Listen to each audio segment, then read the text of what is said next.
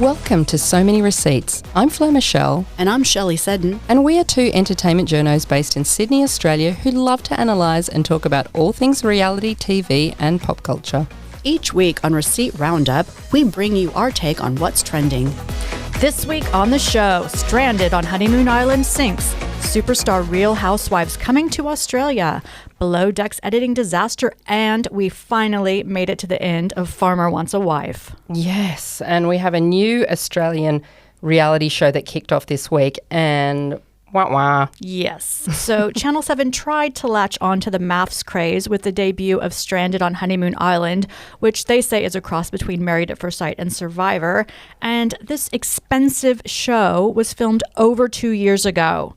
And it was originally supposed to air at the end of last year, but it was put on hold indefinitely. And there were some rumors that the show was unwatchable. And unfortunately for the cast, they have been under contract this entire time. Yeah, oh my God. And the Daily Mail reported way back in November last year that this show had already been in storage at that point for a year, and that the cast themselves were begging producers to just axe the show before it even aired. That's tragic. So they could get on with their lives. And one of the brides actually said, "We were told to keep quiet, no relationships, no social media posts. We're basically living like prisoners." How can you do that in when this you're day a and TikToker, age? yeah. And I mean, it must have been hell for all of the wannabe influencers, right, on this Yes. cast, because they can't post. And Yeah. it's been so long since filming ended that people have moved on, are now in new relationships. And this is crazy. In breaking news, not that we're breaking it, we just read it on Yahoo Lifestyle and Daily Mail.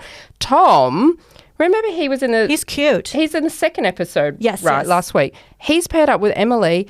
He's already gotten married to another reality TV show star and is a dad of two now. I know. So he got married to Survivor star Morgan Mitchell, who's also an Olympic track star. Oh my God, how are we supposed to invest in a dating relationship show knowing that it was so long ago and that there's no chance that anyone, even if they walk off together, would realistically be together now still? Yes, I loved that Morgan and Tom news. They're such a cute couple. And the show features 6 couples who marry a stranger after a round of 2-minute speed dates, and then they live with them on this deserted tropical island for 3 weeks.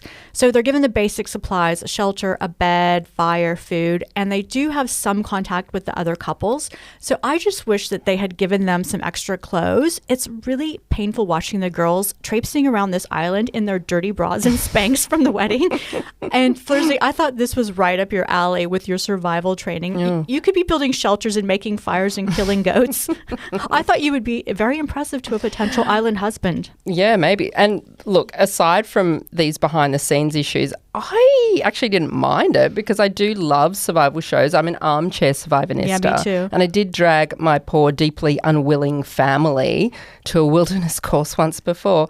This show kind of reminded me of Naked and Afraid on the Discovery Channel, which is an actual survival show where a man and a woman are thrown naked into a really horrible environment and they have to survive for 21 days.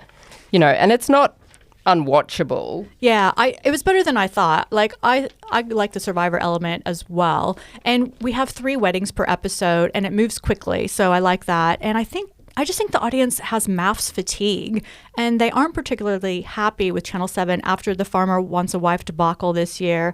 And the show, it just doesn't seem to have that much buzz. And, you know, these survival situations, they always bring out the worst in people. So maybe we'll see more of that because we've already seen Amy and Mike fighting because he wouldn't help her rip up her wedding dress and is rejecting all her ideas. Yeah. I don't blame her for being pissed off because she wanted the netting from the dress to protect them from mosquitoes at night. That is a real thing for sure. in the elements. And something else you often see on Naked and Afraid is that people psychologically do struggle with the isolation of just being paired up with one person for all that time. They start getting anxiety and missing home.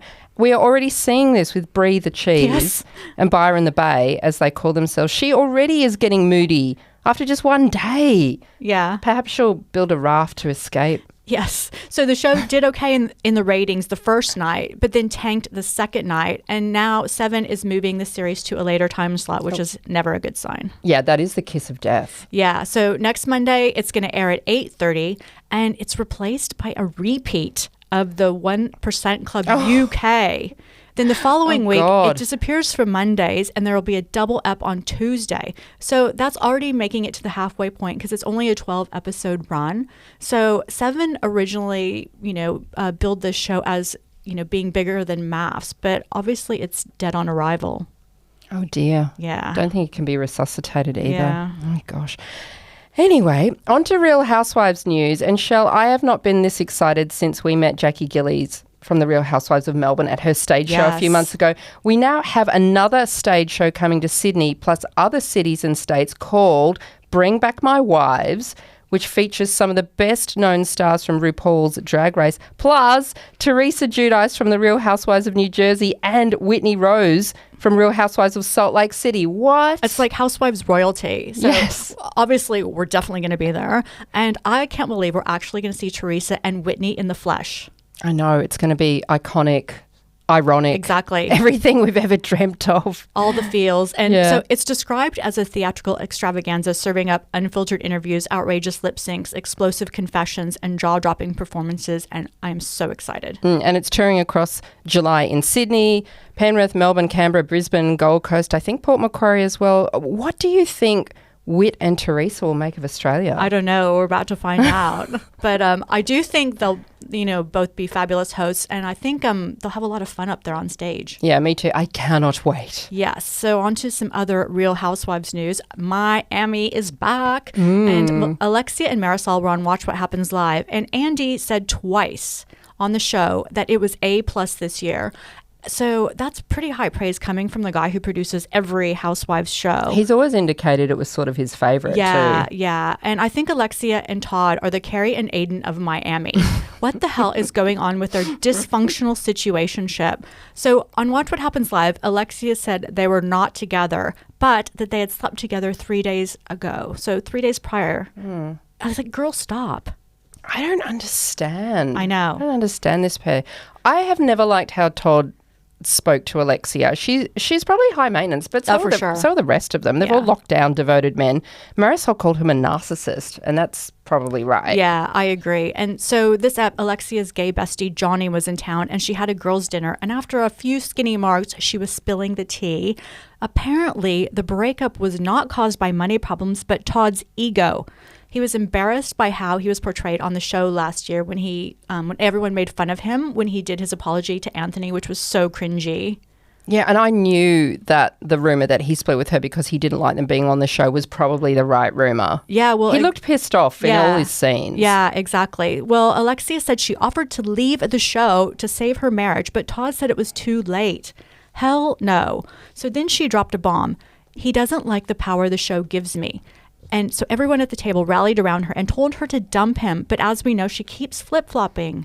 And meanwhile, we see Lisa and Larsa taking their feud about Lisa's boyfriend, Jody, hanging out with Larsa's ex, Marcus Jordan, to Milan, where Lisa was walking in a fashion show with Larsa's son, Preston. Yes. So Lisa told Larsa she hadn't been thinking about their fight because her father was dying and might only have a week left to live. So Larsa said, then why did you come to Milan? So I know Lisa and her father had issues, but they had reconciled. I don't know any other details about their relationship, but you would think that her father would have been more important than a fashion show in Milan. I actually agreed with Larsa on that one. Like, it was a catty thing to say, but she was right. And plus, her father did pass away. Wow. He died on September 25th and Milan Fashion Week ended on September 24. Wow. Yeah, that's I wonder if she made it home in time. Yeah, well, we'll probably find out. And so after the fashion show, there was a party, and Lisa realized that Jody was missing. She couldn't find him anywhere. And the ep ends with a title card saying that things got heated when the cameras went down that night. Yeah, and then it cuts to a group dinner a week later back in Miami where Larsa says Jody freaked out on both of them and showed the group a photo of Jody with his eyes bulging, apparently insinuating that he might have enjoyed some party favours at the event. But you know what? I didn't think the pic of his face was that shocking. I mean, his eyes did look weird, but how many times have we all had an impromptu pic done and it captures just the most hideous, bizarre pic of our face because we're not posing. My phone is filled with those shots of me. Yeah. It could have just been a shot like that. Yeah. And let me just say, this is rich coming from Larsa, whose ex-boyfriend Marcus was splashed all over the tabloids snorting cocaine on holiday in France last August. And he was also arrested in February in Florida for ketamine possession and resisting arrest after he got his $330,000 Lamborghini stuck on railroad tracks. So let me also point out that these women live in Miami, like a town known for drugs. Hello, Scarface. And they're all in like PR, fashion, media, etc. They act shocked that someone might have taken recreational drugs. Like, give me a break. Yep. So we are now done. Dunsky with Farmer Wants a Wife. It is finally over. But who decided to air the reunion after stranded on Honeymoon Island so late? But by the time it started, half the audience like me had already gone to bed or slipped into a reality TV coma. Yeah, I had to watch it the next day. It was just too much. And people were not happy about them swapping those time slots. I just thought the reunion was weird. The first problem was that the reunion was shot 1 month after filming ended, like a hot minute, like just enough time for everyone to get home and unpack their suitcase. They needed to structure it like a Real Housewives reunion where the series airs, everyone watches how things play out, and the people shit talking in the confessionals, then have the reunion. So it was the opposite to Stranded, where it was 2 years later. Yes, this was only 4 weeks later. Why can't people work it out? But there was a funny bit. Did you see the editing fail? Yes. Yeah, so it shows Nat talking to Thomas about something, and you hear her say, "That is so disappointing." Then about 15 minutes later, she's talking to Corey, and they used the same grab of her saying, "That is so disappointing." Yes. It was the same shot. I know, amateur hour. Like, then they had the fake drama of, did so-and-so show up for the reunion? And then when so-and-so did show up for the reunion, having them sit apart on the couch until the final question, are you still together? It's like, unfortunately, we already know who's together because of all the leaks this season. Yeah, and on So Dramatic this week, they also had some insider info that Corey basically picked Keely right after he met her as his one. Yeah. He only had eyes for her the whole time. It was so obvious and boring to producers that they had to manufacture drama with him and the other girls. And you know that whole storyline, how she was so jealous? It's the insider says she actually wasn't jealous at all because she always knew he was going to pick her because he basically told her so. So there was no need to cry into hay bales for anybody after all. That's why they should have filmed it after the show aired so she could actually see him looking at Chloe and Chloe straddling him in the pool. And maybe she would have been actually jealous if she knew what was happening. We should run it. Yeah. So they did make it really tense on the reunion. Corey was still banging on about the timeline of Keely moving. Then she appeared at the top of the stairs, and apparently she is living on the farm now. So that's all resolved. And Thomas and Clarette were the first couple up on the couch that were being grilled. And she said she had a teaching job lined up near Kimba, which we confirmed a long time ago. They actually looked happy. They did look happy. Yeah. And I will say that whoever did her eyebrows needs to be shot. They were very distracting. They were too dark and they were combed up. I do agree with that. She is a very pretty girl and we are absolutely Team Clarette here. But that was a glam team fail. Yeah, and speaking of which, we did a TikTok this week featuring Clarette's old modelling pictures from 2009. She looked pretty and it got thousands of views, but I did wonder why she had hair like Kim Wilde circa Kids in America 1982 for all of those old shots. Who had hair back like that in 2009? I don't know. I also had hair like that, but it was in the 80s. Yeah, and not recent. Yes. I don't know where she's from. Maybe they're a bit behind the times wherever she's from in the UK. She said she was from a small village, but still there's no excuse. There's no excuse. So they also tried to milk 1 more ounce of drama out of Farmer Tom saying he rushed things with Georgie.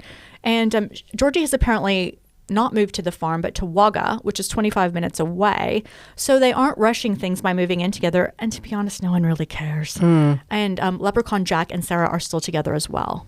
And then finally, Farmer-ish Jared, who was the only one left with a broken heart. Chloe did a runner after just a few days when she realised she didn't have any time. Jared didn't have any time. Sorry.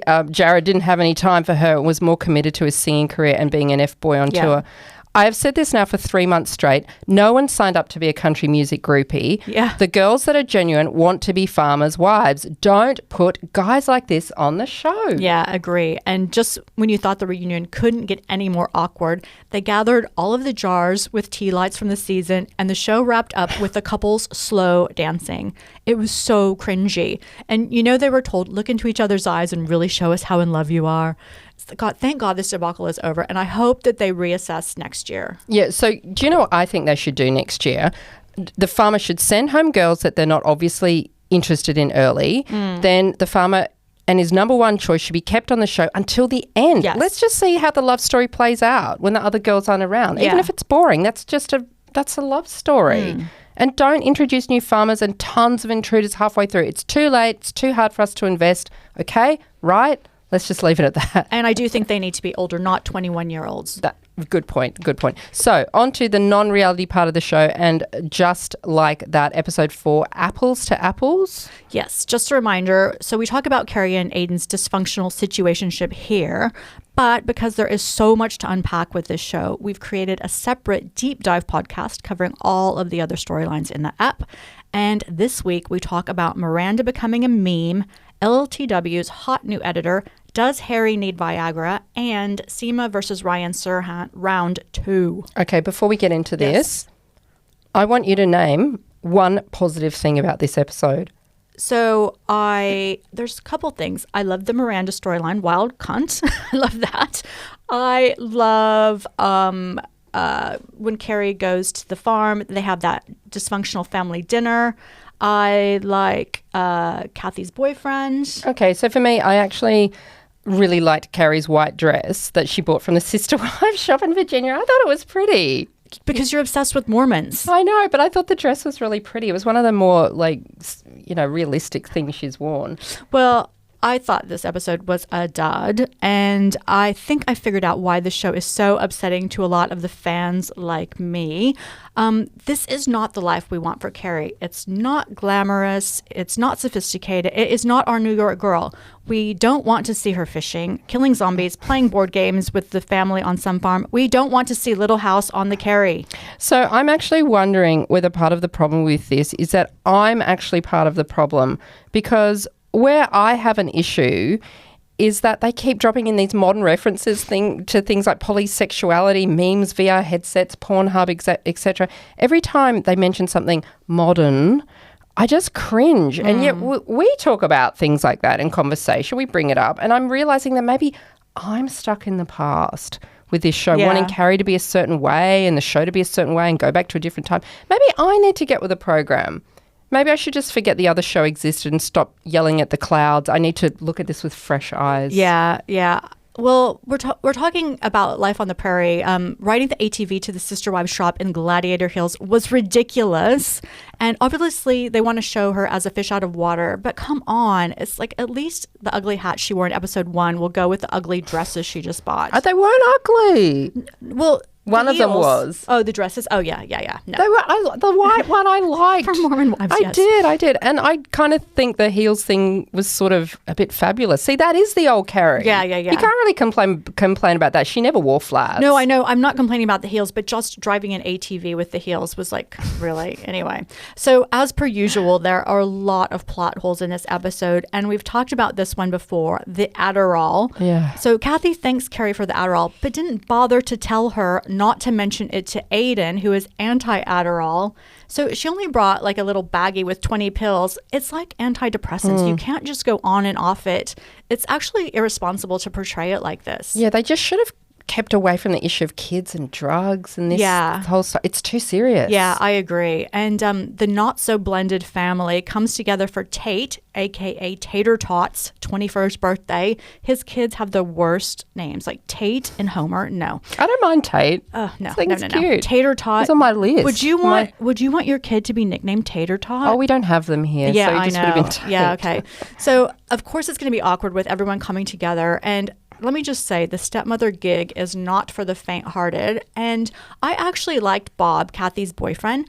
So if they've been together for at least 4 years. So that means Kathy and Aidan have been divorced for a while. That's true. It's not a new, fresh thing.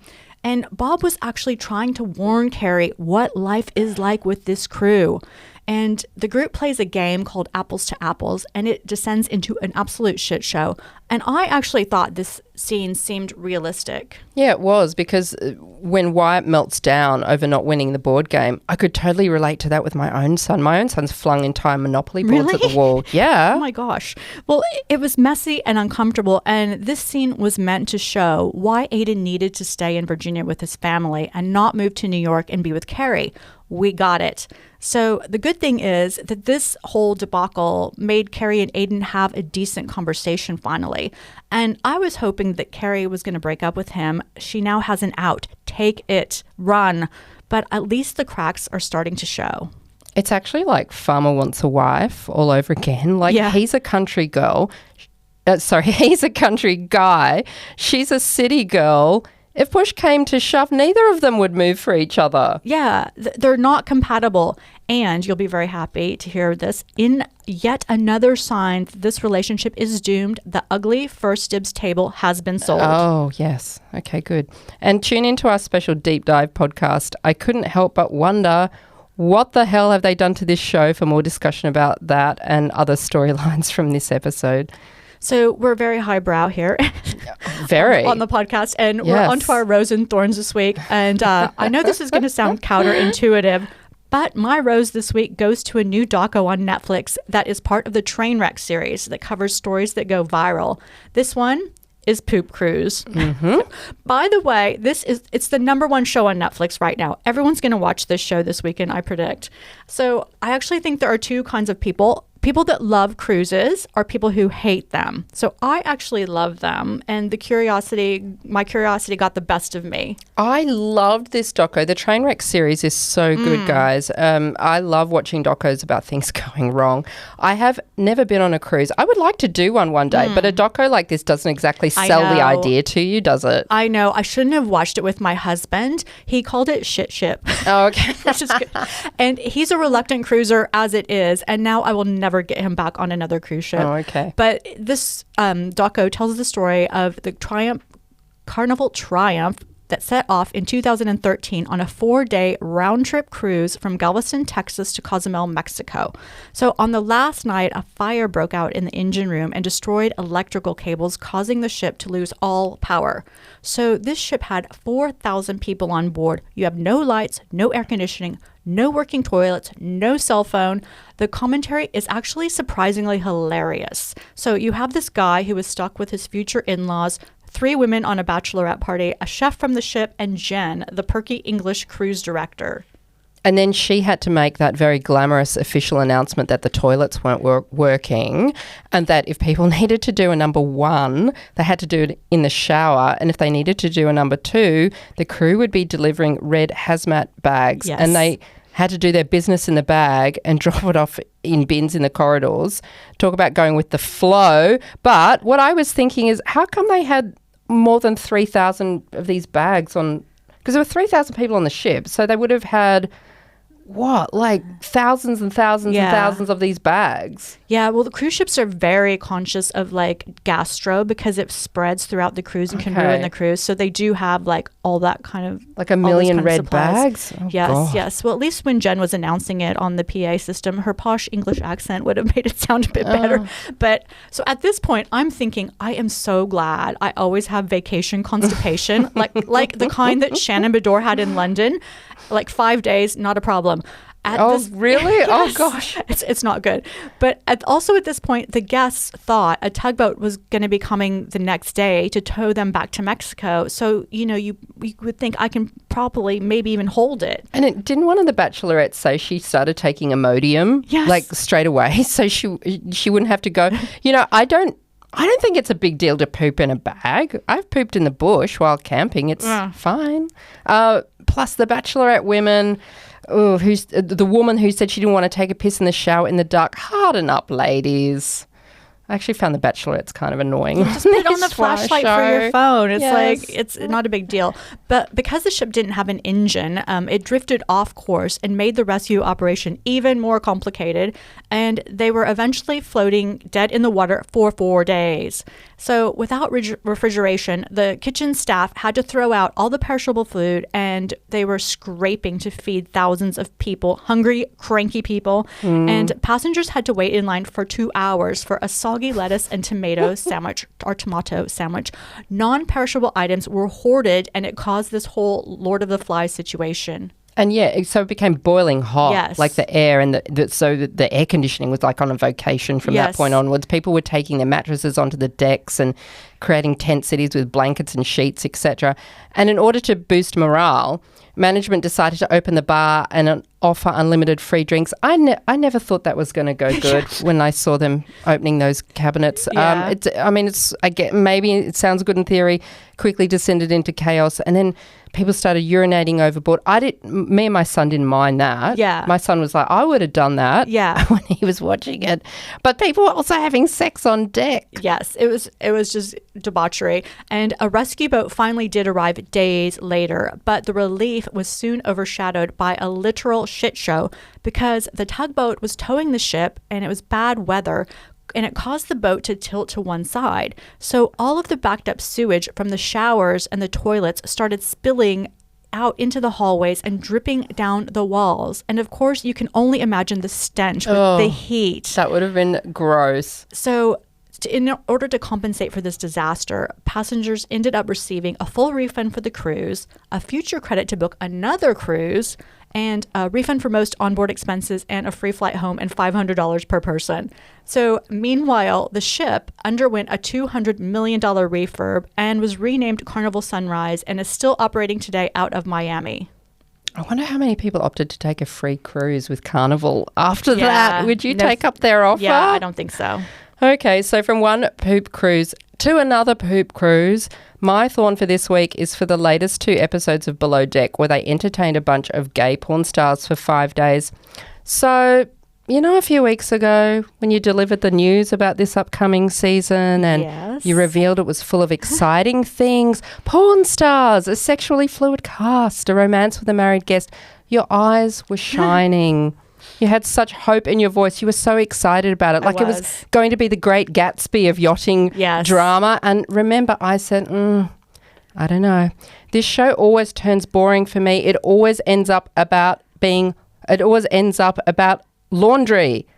And nothing much else happens. I'm actually not that hopeful. I know. So when I watched this week and Captain Carrie's uniform went missing 3 times in one episode, I thought, oh no, Fleur's right. It is all about the laundry. Well, these 2 episodes have been slammed for being 2 of the most boring episodes ever in the franchise's history. Talk about poop. Yeah. Bunch of poop. Plus, the Reddit threads have been going crazy with people saying the editing in these episodes is the worst thing they've ever seen. And I have to agree, some of the scenes did not even make sense. Well, I thought when they said it was a 5-day cruise with porn stars and they requested lube in all of the rooms that it was going to be like a floating freak off. Yes. But you would think 5 days a cruise with porn stars, this is going to get nutty. But it was really boring. There was not a lot of debauchery. So at the end of the last episode, the latest one, the porn stars have gone home by that point and the crew are relaxing in the hot tub. Suddenly, out of the blue, Fraser and Damo, the Aussie deckhand, start fully kissing in the hot tub. Yeah. Like what? I didn't even realize Damo was bi inclined and that he and Fraser like each other. I know. Actually, you're right. It was really random. There was virtually no context or lead up to that scene. All we saw earlier is in the episode, Damo walks out in his shirtless costume for one of the dinners and Fraser says, oh, you look hot. And Damo goes, temperature hot. No? Oh, okay. Yeah. I mean, that was it. Yeah. Like, why haven't we heard more about some kind of attraction building up until this kiss? I mean, the scene itself was pretty hot. Yeah. It was the hottest thing we've seen in Below Deck, but it was so unexpected. It was sort of bizarre. Yeah, it was. Yeah, and then people on Reddit were saying, why was this porn star trip so boring? Why are we being shown such boring group encounters? Yes. And so I thought this, trip is just going to go for episodes and episodes, but there was just a 2-minute montage of the entire last 2 days right at the end. It was weird. Well, there is actually a whole backstory to this. One of the porn stars on the trip was a guy called Austin Wolfe, who for about the last maybe 5 years has been considered to be the most famous gay male porn star in the world. And after they filmed the trip, He was then arrested for possessing child abuse material. And he's now in custody awaiting sentencing. Wow. So Bravo had to scramble and painstakingly edit him out of every scene, and you can still see little glimpses of him, like an arm and stuff like that. So that's why the scenes are probably so boring and choppy and don't make sense, because presumably he was in a lot of the scenes. Wow. It's just like Farmer Wants a Wife having to go back and re-edit entire series because of one F-boy farmer. Look, even if he'd been left in the scenes, I really don't know whether the show would have been any better, because Below Deck, for me, it's one of those shows where I only find one thing interesting per season. Like Johnny punching the wall in Below Deck Down Under last season, that was that show's big moment. And the one thing they keep teasing is the Scottish deckhand Kyle might shag a guest and a married guest in an episode coming up. Is that the big moment? I think it is. I don't know. It's got one last chance. I know. Fair enough. You have to start thinking of positive things to say about it, because I'm running out of patience. Oh, well, so my thorn this week goes to Ryan Murphy for his Carolyn Bessette Kennedy fashion fail. So he released some images last week from the much anticipated production called American Love Story that tells the story of John F. Kennedy Jr. and Carolyn Bessette Kennedy. So the fashionistas immediately grabbed their torches and pitchforks and went after Ryan for turning our fashion goddess into Temu Carolyn. And anyone who knows me... I love Temu. No. Anyone who knows me knows that Carolyn has been my OG fashion spirit animal for over 30 years. I've always been obsessed with her. You have. And unhealthily obsessed, I would say. Yeah, it is borderline psycho. And when I saw the first image, I didn't think it was that bad, just because I was focusing on the actress Sarah Pigeon, who has naturally black hair. And I thought it could have been a lot worse. But then I looked at her coat and it was completely, with the wrong color and texture. Okay. And the more images that were released, I could point out all of the flaws. There were just so many things they got wrong. And it was the sneakers too. Right. Because wasn't there someone online saying that Carolyn virtually never wore sneakers? And yet the actress is wearing sneakers in quite a few of the scenes. Yes, exactly. Is that right? Yeah, people were outraged about the sneakers. Oh, okay. And it's actually not She's like Carrie Bradshaw. Yes, she exactly. really didn't do flats. Yeah. It's not that hard to get Carolyn right, because she was only in the public domain for a very short amount of time, maybe 6 years. And according to Harper's Bazaar, there were only 100 or so public images of her taken and published.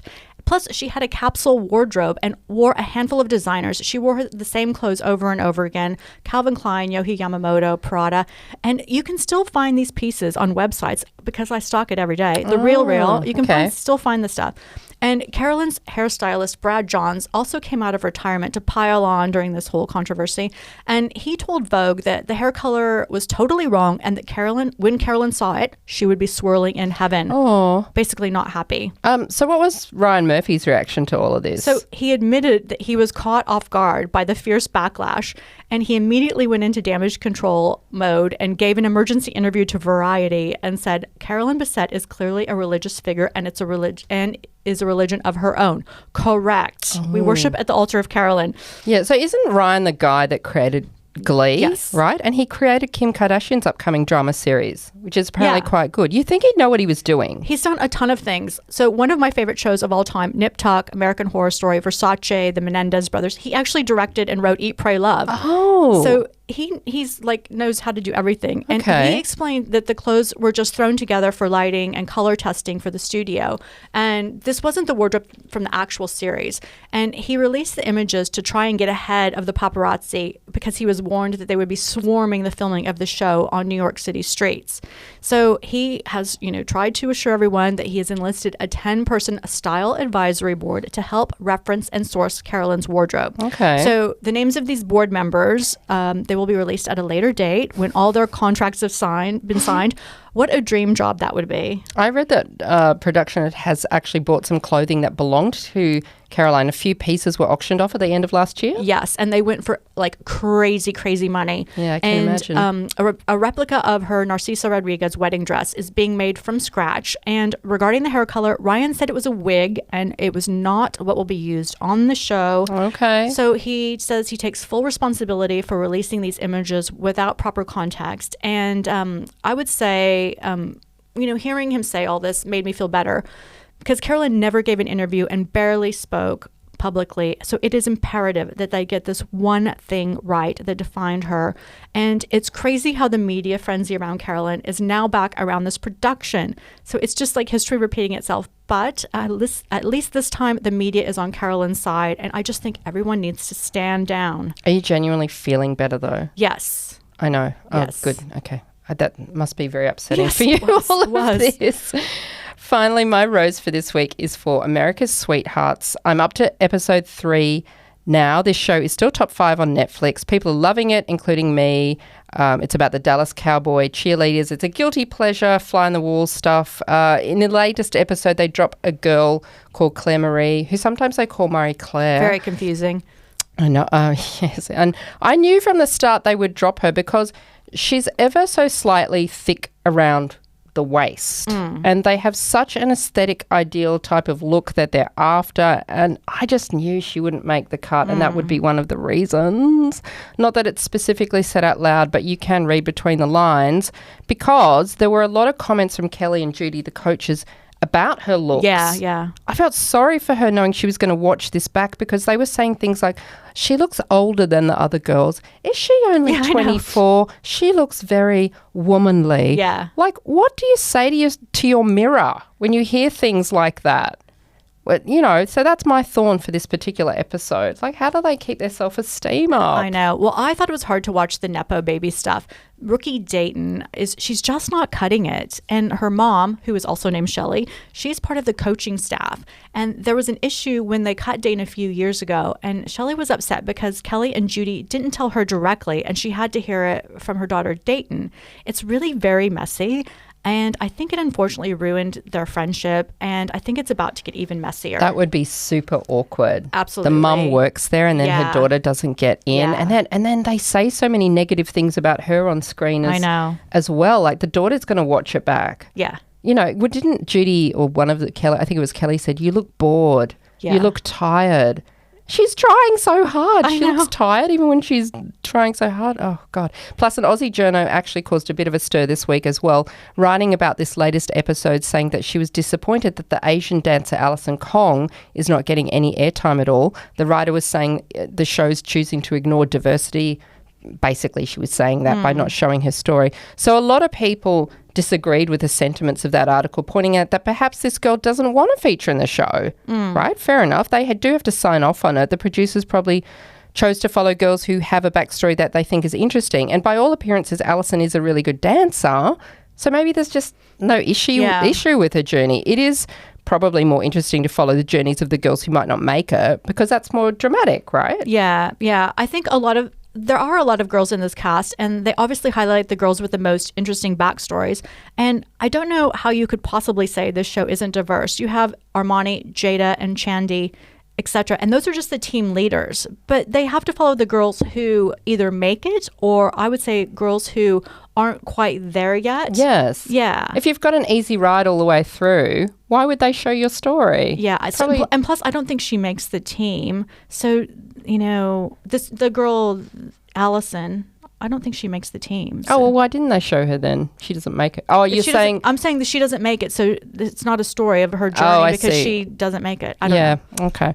And interestingly, you just dropped the entire 8 seasons of the previous Dallas reality show, Making the Team. Actually, a lot of people say that they preferred watching that one to the Netflix one. I didn't watch the last one, so I find the Netflix one really interesting. So it is on there if you really want to do your research and you like your cheerleaders. So that is it for this week. Thanks for listening. I'm Fleur Michelle. And I'm Shelley Seddon. Join us next week for So Many Receipts.